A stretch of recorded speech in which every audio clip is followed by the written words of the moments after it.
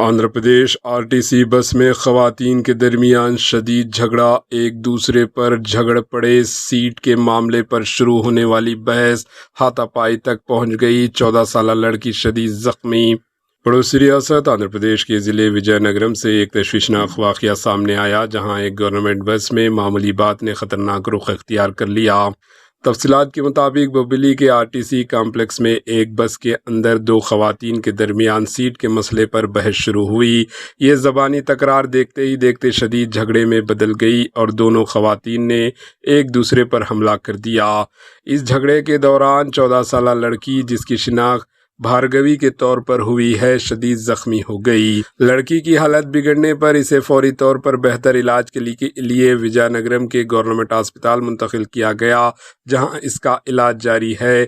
واقعے کے بعد بوبیلی پولیس نے کیس درج کر لیا اور پورے معاملے کی جانچ کی جا رہی ہے۔ ایک معمولی سیٹ کے تنازع نے اس قدر سنگین شکل اختیار کر لی جس سے ایک معصوم بچی زخمی ہو گئی۔ حکام عوام سے اپیل کر رہے ہیں کہ عوامی مقامات پر تحمل اور صبر برداشت کا مظاہرہ کریں۔ بس میں سیٹ کے لیے جنگ، 14 سالہ لڑکی شدید زخمی۔ Bureau report, H news.